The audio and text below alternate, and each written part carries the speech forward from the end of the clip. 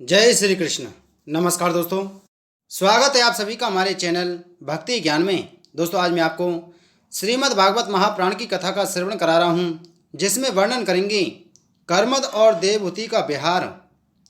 श्री मैत्रेय जी ने कहा, विदुर जी, माता पिता के चले जाने पर पति के अभिप्राय को समझ लेने में कुशल साध्वी देवहूति कर्मद जी की प्रतिदिन प्रेम पूर्वक सेवा करने लगी। ठीक उसी तरह जैसे पार्वती जी भगवान शंकर की सेवा करती हैं, उसने काम वासना, दम, द्वेष, लोभ, पाप और मद का त्याग कर बड़ी सावधानी और लगन के साथ सेवा में तत्पर रहकर विश्वास, पतिव्रता, गौरव, संयम, शुश्रूषा, प्रेम और मधुर भाषण आदि गुणों से अपने परम तेजस्वी पति देव को संतुष्ट कर लिया। देवहूति समझती थी कि मेरे पतिदेव देव से भी बढ़कर हैं, इसलिए वह उनसे बड़ी बड़ी आशाएं रखकर उनकी सेवा में लगी रहती थी। इस प्रकार बहुत दिनों तक अपना अनुवर्तन करने वाली उस मनुपुत्री को व्रतादि का पालन करने से दुर्बल हुई देव देवर्षि श्रेष्ठ कर्मद को दयावश कुछ खेद हुआ और उन्होंने उससे प्रेम गदगद वाणी में कहा। कर्मद जी बोले, मनुनंदिनी, तुमने मेरा बड़ा आदर किया है। मैं तुम्हारी उत्तम सेवा और परम भक्ति से बहुत संतुष्ट हूँ।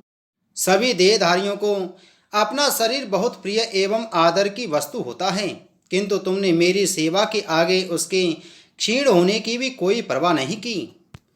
अतः अपने धर्म का पालन करते रहने से मुझे तप, समाधि, उपासना और योग के द्वारा जो भय और शोक के रहित भगवत प्रसाद स्वरूप विभूतियाँ प्राप्त हुई हैं, उन पर मेरी सेवा के प्रभाव से अब तुम्हारा भी अधिकार हो गया है। मैं तुम्हें दिव्य दृष्टि प्रदान करता हूँ, उसके द्वारा तुम उन्हें देखो।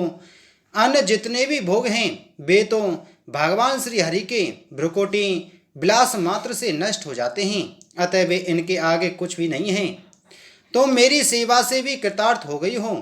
अपने पतिव्रत धर्म का पालन करने से तुम्हें ये दिव्य भोग प्राप्त हो गए हैं, तुम इन्हें भोग सकती हो। हम राजा हैं, हमें सब कुछ सुलभ है। इस प्रकार जो अभिमान आदि विकार हैं, उनके रहते हुए मनुष्यों को इन दिव्य भोगों की प्राप्ति होनी कठिन है। कर्मद जी के इस प्रकार कहने से अपने पतिदेव को संपूर्ण योग, माया और विद्याओं में कुशल जानकर उस अबला की सारी चिंता जाती रही। उसका मुख किंचित संकोच भरी चितवन और मधुर मुस्कान से खिल उठा और वह विनम्र एवं प्रेम से गदगद वाणी में इस प्रकार कहने लगी।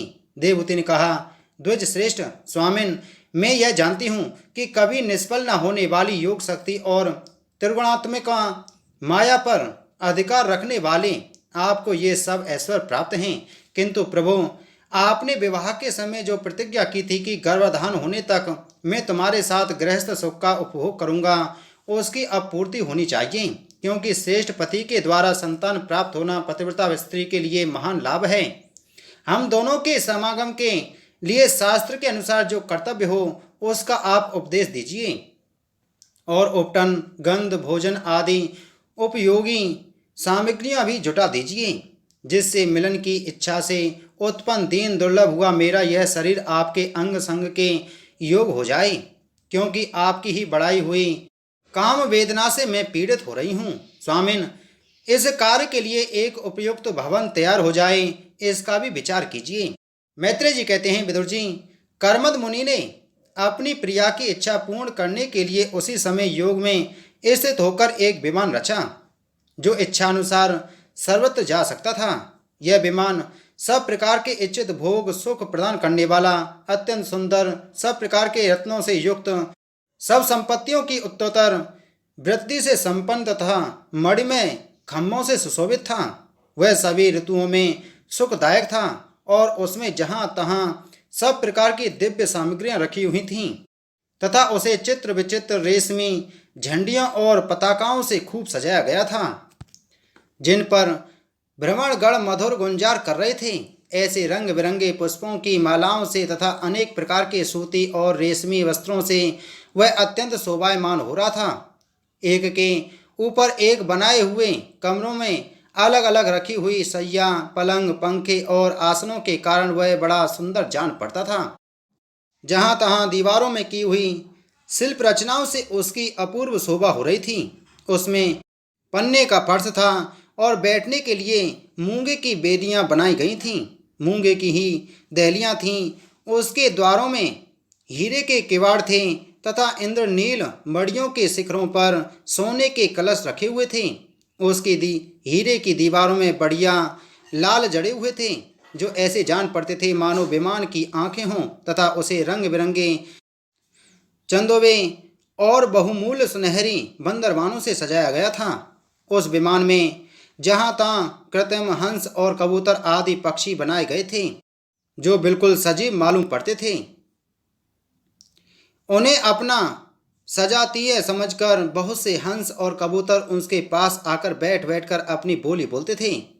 उसमें सुविधा अनुसार क्रीड़ा स्थली, शयन गृह, बैठक आंगन और चौक आदि बनाए गए थे, जिनके कारण वह विमान स्वयं कर्मठ जी को भी विस्मित सा कर रहा था। ऐसे सुंदर घर को भी जब देवहूति ने बहुत प्रसन्न चित्त से नहीं देखा, तो सबके आंतरिक भाव को परख लेने वाले कर्मठ जी ने स्वयं ही कहा, भीरू, तुम इस बिंदु सरोवर में स्नान करके विमान पर चढ़ आओ। यह विष्णु भगवान का रचा हुआ तीर्थ मनुष्यों को सभी कामनाओं की प्राप्ति कराने वाला है। कमल लोचना देवहूति ने अपने पति की बात मानकर सरस्वती के पवित्र जल से भरे हुए उस सरोवर में प्रवेश किया। उस समय वह बड़ी मैली कुचैली साड़ी पहने हुए थी। उसके सिर के बाल चिपक जाने से उनमें लटें पड़ गई थीं। शरीर में मैल जम गया था तथा स्तन कांतिहीन हो गए थे।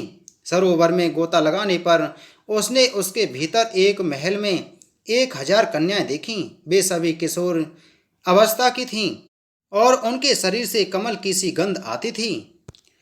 देवहूति को देखते ही वे सब स्त्रियां सहसा खड़ी हो गईं और हाथ जोड़कर कहने लगीं, हम आपकी दासियां हैं, हमें आज्ञा दीजिए, आपकी क्या सेवा करें।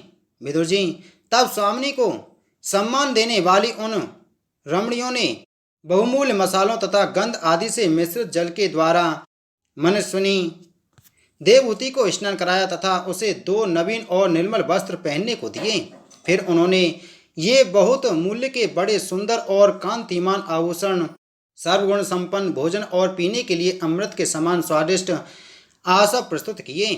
अब देवहूति ने दर्पण में अपना प्रतिबिंब देखा तो उसे मालूम हुआ कि वह भांत भांत के सुगंधित फूलों के हारों से विशोभित है। स्वच्छ वस्त्र धारण किए हुए है, उसका शरीर भी निर्मल और कांतिमान हो गया है तथा उन कन्याओं ने बड़े आदर पूर्वक उसका मांगलिक श्रृंगार किया है। उसे सिर से स्नान कराया गया है। स्नान के पश्चात अंग अंग में सब प्रकार के आभूषण सजाए गए हैं तथा उसके गले में हार, हुमेल, हाथों में कंगन और पैरों में छमछमाते हुए सोने के पाजेब सुशोभित हैं। कमर में पड़ी हुई सोने की रत्न जड़ित करधनी से, बहुमूल्य मड़ियों के हार से और अंग अंग में लगे हुए कुकुंडमादि मंगल द्रव्यों से उसकी अपूर्व शोभा हो रही है। उसका मुख सुंदर दंतावली, मनोहर भौहें, कमल की कली से स्पर्धा करने वाले प्रेम कटाक्ष में सुंदर नेत्र और नीली अलकावली से बड़ा ही सुंदर जान पड़ता है। विदुर जी, जब देवहूति ने अपने प्रिय पति देव का स्मरण किया तो अपने को सहेलियों के सहित वहीं पाया जहाँ प्रजापति कर्मठ जी विराजमान थे। उस समय अपने को सहस्त्रों स्त्रियों के सहित अपने प्राणनाथ के सामने देख और इसे उनके योग का प्रभाव समझकर देवहूति को बड़ा विस्मय हुआ। शत्रु विजयी विदुर, जब कर्मठ जी ने देखा कि देवहूति का शरीर स्नान करने से अत्यंत निर्मल हो गया है और विवाह काल से पूर्व उसका जैसा रूप था उसी रूप को पाकर वह अपूर्व शोभा से संपन्न हो गई है, उसका सुंदर वृक्ष स्थल चोली से ढका हुआ है, हजारों विद्याधरियों उसकी सेवा में लगी हुई हैं तथा उसके शरीर पर बढ़िया बढ़िया वस्त्र शोभा पा रहे हैं, तब उन्होंने बड़े प्रेम से उसे विमान पर चढ़ाया। उस समय अपनी प्रिया के प्रति अनुरक्त होने पर भी कर्मठ जी की महिमा मन और इंद्रियों पर प्रभुता कम नहीं हुई। विद्याधरियों उनके शरीर की सेवा कर रही थीं। खिले हुए कुमुद के फूलों से श्रृंगार करके अत्यंत सुंदर बने हुए वे विमान पर इस प्रकार शोभा पा रहे थे मानो आकाश में तारागण से घिरे हुए चंद्रदेव विराजमान हों। उस विमान पर निवास कर उन्होंने दीर्घ काल तक कुबेर जी के समान मेरु पर्वत की घाटियों में विहार किया। ये घाटियां 8 लोकपालों की विहार भूमि है। इनमें कामदेव को बढ़ाने वाली शीतल मंद सुगंध वायु चलकर इनकी कामनीय शोभा का विस्तार करती है तथा श्री गंगा जी के स्वर्गलोक से गिरने की मंगलमय ध्वनि निरंतर गूंजती रहती है। उस समय भी दिव्य विद्याधरियों का समुदाय उनकी सेवा में उपस्थित था और सिद्धगण वंदना किया करते थे। इसी प्रकार प्राण प्रिया देवहूति के साथ उन्होंने वैशंबक, सुरसन, नंदन, पुष्पभद्र और चैत्ररथ आदि अनेकों देवोत्थानों का तथा मानस सरोवर में अनुराग पूर्वक विहार किया। उस कांतिमान और इच्छानुसार चलने वाले श्रेष्ठ विमान पर बैठकर वायु के समान सभी लोकों में विचरते हुए कर्मज जी विमान विहारी देवताओं से भी आगे बढ़ गए। विदुर जी, जिन्होंने भगवान के भवविहारी पवित्र पादपज्ञों का आश्रय लिया है, उन धीर पुरुषों के लिए कौन सी वस्तु या शक्ति दुर्लभ है। इस प्रकार महायोगी कर्मज जी यह सारा भूमंडल जो दीप वर्ष आदि की विचित्र रचना के कारण बड़ा आश्चर्यमय प्रतीत होता है, अपनी प्रिया को दिखाकर अपने आश्रम को लौट आए। फिर उन्होंने अपने को 9 रूपों में व्यक्त कर रति सुख के लिए अत्यंत उत्सुक मनु कुमारी देवहूति को आनंदित करते हुए उसके साथ बहुत वर्षों तक विहार किया, किंतु उनका इतना लंबा समय एक मुहूर्त के समान बीत गया। उस विमान में रति सुख को बढ़ाने वाली बड़ी सुंदर सैया का आश्रय ले अपने परम रूपवान प्रियतम के साथ रहती हुई देवहूति को इतना काल कुछ भी न जान पड़ा। इस प्रकार उस कामासक्त दंपति को अपने योग बल से सैकड़ों वर्षों तक विहार करते हुए भी वह काल बहुत थोड़े समय के समान निकल गया। आत्मज्ञानी कर्मज जी सब प्रकार के संकल्पों को जानते थे, अतः देवहूति को संतान प्राप्ति के लिए उत्सुक देख तथा भगवान के आदेश को स्मरण कर उन्होंने अपने स्वरूप के 9 विवाह किए तथा कन्याओं की उत्पत्ति के लिए एकाग्रचित्त से अर्धांग रूप में अपनी पत्नी की भावना करते हुए उसके गर्भ में वीर स्थापित किया। इससे देवहूति के एक ही साथ 9 कन्याएं पैदा हुईं। वे सभी सर्वांग सुंदरी थीं और उनके शरीर से लाल कमल की सी सुगंध निकलती थी। इसी समय शुद्ध स्वभाव वाली सती देवहूति ने देखा कि पूर्व प्रतिज्ञा के अनुसार उसके पतिदेव संन्यासाश्रम ग्रहण करके वन को जाना चाहते हैं, तो उसने अपने आंसुओं को रोककर ऊपर से मुस्कुराते हुए व्याकुल एवं संतप्त हृदय से धीरे धीरे अति मधुर वाणी में कहा। उस समय वह सिर नीचा किए हुए अपने नखमणि मंडित चरण कमल से पृथ्वी को कुरेद रही थी। देवहूति ने कहा, भगवान, आपने जो कुछ प्रतिज्ञा की थी वह सब तो पूर्णतः निभा दी, तो भी मैं आपकी शरणागत हूँ, अतः आप मुझे अभयदान और दीजिए। ब्राह्मण, इन कन्याओं के लिए योग्य वर खोजने पड़ेंगे और आपके वन को चले जाने के बाद मेरे जन्म मरण रूप शोक को दूर करने के लिए भी कोई होना चाहिए। प्रभु, अब तक परमात्मा से विमुख रहकर मेरा जो समय इंद्रिय सुख भोगने में बीता है वह तो निरर्थक ही गया। आपके परम प्रभाव को न जानने के कारण ही मैंने इंद्रियों के विषयों में आसक्त रहकर आपसे अनुराग किया, तथापि यह भी मेरे संसार भय को दूर करने वाला ही होना चाहिए। अज्ञानवश असत पुरुषों के साथ किया हुआ जो संग संसार बंधन का कारण होता है, वही सत्पुरुषों के साथ किए जाने पर असंगता प्रदान करता है। संसार में जिस पुरुष के कर्मों से ना तो धर्म का उत्पादन होता है, ना वैराग उत्पन्न होता है और ना भगवान की सेवा ही उत्पन्न होती है, वह पुरुष जीते ही मुर्दे के समान है।